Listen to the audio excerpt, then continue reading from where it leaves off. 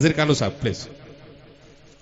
अंजुमन तालीमुल मुस्लिमीन मलिकपुर के प्रमुख जनाब गुलाम नबी खान पठान साहब, जनरल सेक्रेटरी जनाब रशीद पटेल साहब, अंजुमन के सभी मेंबर्स हजरात, काबिल एहतराम उलमाए किराम, हथौड़ा ग्राम पंचायत के सदस्यों, काबिल फ़ख्र हथौड़ा गांव के शख्सियत निवृत्त डीवाईएसपी जनाब इब्राहिम चौहान साहब, काबिल फ़ख्र इसलिए भी है कि गांव में एक ऐसी शख्सियत जिन्हें राष्ट्रपति अवार्ड से सम्मानित किया गया।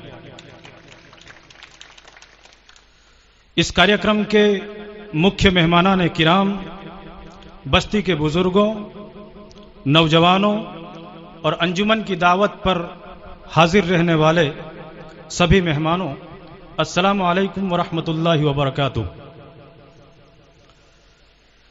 इस प्रोग्राम की जो बुनियाद है वो इल्म और एजुकेशन है, इसलिए इल्म और एजुकेशन की निस्बत से दो तीन बातें आपके सामने अर्ज करूंगा। सबसे पहले यह कहता चलूं कि हर इंसान की, ये फितरत कहें या स्वभाव कहें, हर इंसान का यह पैदाइशी स्वभाव रहा है कि इंसान ने जिस चीज के इंपॉर्टेंट को, जिस चीज के महत्व को और जिस चीज की अहमियत को समझा, उसे हासिल करने के लिए न सिर्फ कोशिश की बल्कि हासिल करने के बाद उसकी हिफाजत और सुरक्षा का इंतजाम भी किया।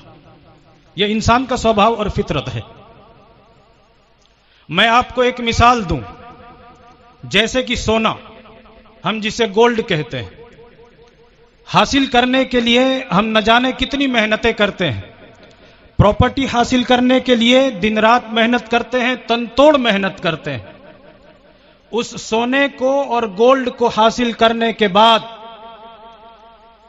घर के बाहर ताला लगाते हैं, घर के अंदर किवाड़ रखते हैं, किवाड़ के भीतर तिजोरी होती है, तिजोरी के अंदर चोरखाना होता है और चोरखाने के हर स्टेप पर हम ताले लगाते जाते हैं और एक मखमली बिस्तर पर हम सोने को लिटाकर बिल्कुल जी जान से मेहनत करके हासिल की हुई चीज की हम हिफाजत करते हैं। क्यों करते हैं? क्योंकि हम उसकी अहमियत को, उसके मूल्य को पहचानते हैं। मेरे अजीज साथियों, हमने प्रॉपर्टी और जायदाद के इंपॉर्टेंट को, उसकी अहमियत को समझा तो हमने उसकी हिफाजत की, उसे हासिल करने की कोशिश की। लेकिन बहुत दुख और अफसोस की बात है कि इल्म, एजुकेशन, अखलाक और इखलास को हासिल करने के लिए हम बहुत पीछे। न हासिल करने की कोशिश है, न उसे हिफाजत से रखने के प्रयत्न हमारे पास मौजूद है। मैं आप सबसे दरख्वास्त करता हूं कि इल्म और एजुकेशन के इंपॉर्टेंट को वक्त की नजाकत समझकर हमें समझना पड़ेगा। दुनिया कहां जा रही है, लोग किस प्रकार अपनी कौम को, अपने समाज को, अपने मुल्क को आगे बढ़ाने के लिए दिन रात मेहनत करते हैं और हम अपने वजूद को, अपने स्थान को रखकर अपने आप का मूल्यांकन करने की कोशिश करें कि हम कहां जा रहे हैं। जिस मजहब की मजहबी किताब की शुरुआत और इब्तिदा ही इल्म की हिदायत से हुई हो, उस मजहब को मानने वाले लोग इल्म, एजुकेशन, अखलाक और इखलास से कैसे दूर हो सकते हैं? जिसकी इब्तिदा इल्म के उपदेश से की गई हो। बड़े दुख की बात है कि न हमें इतिहास मालूम है, न वर्तमान की कोई ब्लूप्रिंट हमारे पास मौजूद है, न भविष्य का कोई विजन हमारे पास। दुनिया मिसाल दे दे कर कह रही है कि यह ऐसी कौम है जो अपने मकसद से, अपने विजन से भटक चुकी है। आपसी टकराव, बुग़्ज़ व अदावत और अर्थहीन ओहदों के होद्दे के चक्कर में हम इस तरह उलझ गए कि हर गलत काम में हम सर हिला हिला करके हां हां करते हैं और हर बेहतर काम में हम एतराज पैदा करते हैं। हम कहां जाना चाहते हैं? मेरे अजीज दोस्तों, हाथ पकड़कर आगे बढ़ाना हमें गवारा नहीं है, बस टांग खींचकर पछाड़ने की कोशिशों में हम सब लगे रहते हैं। यह हकीकत है और न सिर्फ हमारी, पूरी कौम की हकीकत है। इल्म, एजुकेशन, अखलाक और इखलास, ये चारों बातें ऐसी है कि आपको ध्यान देना पड़ेगा। हम सबको जी जान से मेहनत करनी पड़ेगी। मैं आपको एक छोटी सी कहानी सुनाऊं, कम अल्फाज में कहूं कि एक राजा ने अपने राज्य में ढंढेरा पिटवाया कि भाई अपने राज्य के जितने भी तैरने वाले हैं, तैराकी कंपटीशन, स्विमिंग कंपटीशन जिसे हम कहते हैं, उसका आयोजन किया। ध्यान से सुनना। तालाब के आसपास पूरे इलाके के लोग इकट्ठे हो गए। जितने प्रतियोगी थे, जितने स्पर्धक थे, वो तालाब के एक छोर पर खड़े रहकर प्रतियोगिता यानी स्पर्धा शुरू होने का इंतजार कर रहे थे। लोग तालियां बजाकर हौसला अफजाई कर रहे थे। राजा ने हुक्म दिया कि कंपटीशन शुरू की जाए, तो जिस छोर पर सब के सब स्पर्धक खड़े थे, सब ने तैरना शुरू किया। लेकिन होता क्या है कि अचानक सब के सब स्पर्धक तालाब के बीच में आए, रुक गए। राजा ने अपने दरबान से कहा कि जाओ देखो क्या हुआ है, सब के सब बीच में आकर क्यों रुक गए। चुनांचे वो दरबान गया, तालाब के किनारे के बीच खड़े रहकर उन्हें आवाज दी और कहा कि राजा साहब और पूरे इलाके के लोग आपका इंतजार कर रहे हैं। जो अव्वल नंबर पर आएगा उसे सम्मानित करने के लिए लोग बेताब है, आप बीच में क्यों रुके हुए हो। तो अंदर से आवाज आई कि महाराज से कह दो कि हम कैसे आगे बढ़े। जितने स्पर्धक हैं सब ने एक दूसरे की पांव खींची हुई, एक दूसरे का पांव पकड़ा हुआ, कैसे आगे बढ़ सकते। यह मिसाल है, समझना पड़ेगा कि हम एक दूसरे का हाथ पकड़कर आगे बढ़ाना सीख लें। मेरे अजीज दोस्तों, इल्म, इखलास और एजुकेशन को अपना मकसद बनाओ। जो आदमी में इंसानियत भरकर उसकी इंसानियत को चमकाने का काम करता है। आदमी की बात तो बहुत दूर है, लेकिन एक चोर को पकड़ने की तालीम एक कुत्ते को दी जाए, उस तालीम को हासिल करने के बाद उस कुत्ते का मकाम बदल जाता है। वो कुत्ते का मकाम गली कूचों में नहीं रहता, उसका स्थान बदल जाता है, उसका नाम बदल जाता है, उसका मकाम बदल जाता है। लोग उसे कुत्ता नहीं कहते, सीआईडी के नाम से जानते हैं। जब इल्म की तालीम का असर एक जानवर पर है, तो हम तो अशरफुल मखलूक है। तालीम और एजुकेशन के इंपॉर्टेंट को समझना होगा। हर माँ बाप से, हर नौजवान से, समाज के हर जिम्मेदार से गुजारिश करता हूं कि गहरी नींद में सोया हुआ आदमी अगर भयानक ख्वाब देख लेता है, तो भयानक ख्वाब देखने के बाद वो अपना बिस्तर छोड़ देता है, चौंक कर खड़ा हो जाता है। मुसलमानों, हम भयानक हकीकतों से गुजर रहे हैं, उसके बावजूद हम गहरी नींद में सो रहे हैं। कितने अफसोस और दुख की बात है।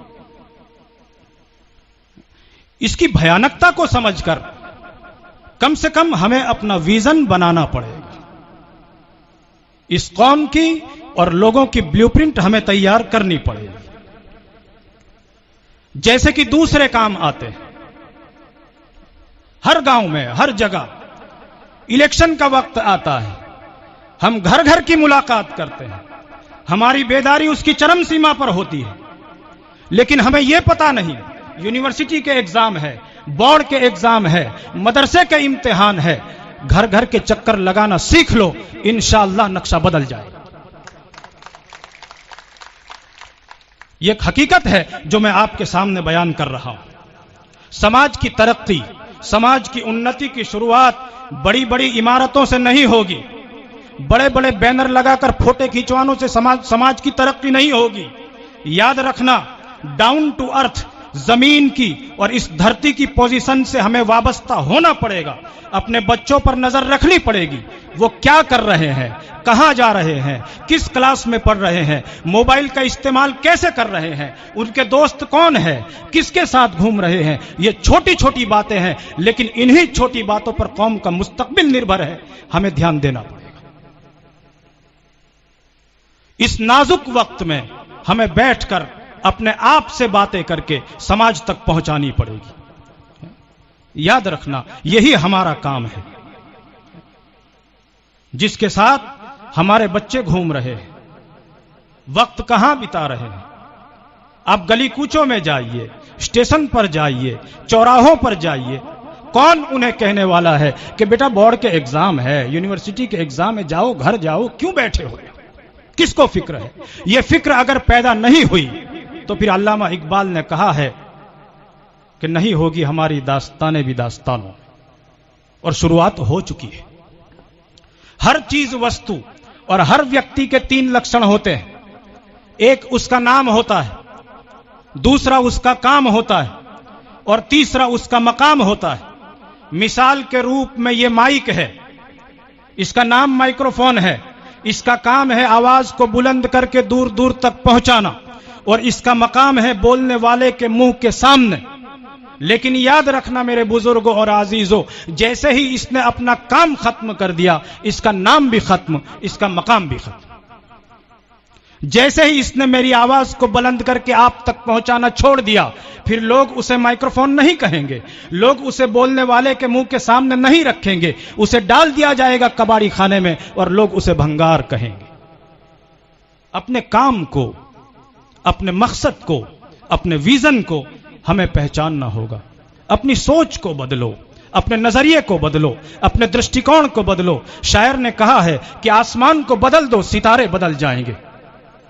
आसमान को बदल दो, सितारे बदल जाएंगे। नजरों को बदल दो, नजारे बदल जाएंगे। कश्ती को बदलने की जरूरत क्या है, सिर्फ दिशाएं बदल दो, किनारे बदल जाएंगे। मैं बार बार कहता हूं कि जिस समाज में, जिस मुआशरे में और जिस मुल्क में आप किसी बैंक में चले जाइए, 2 रुपए का पेन, 2 रुपए का कलम रस्सी से बांध कर रखा जाता है। किसी पानी की परब पर चले जाइए, 10 रुपए का गिलास जंजीर से बांध कर रखा जाता है। किसी मस्जिद या मंदिर के आप टॉयलेट के बाहर चले जाइए, नई चप्पलों को काट कर रखा जाता है। ऐसे माहौल में हम लोग जी रहे हैं। हमें अपना नजरिया बदलना पड़ेगा, अपनी सोच बदलनी पड़ेगी।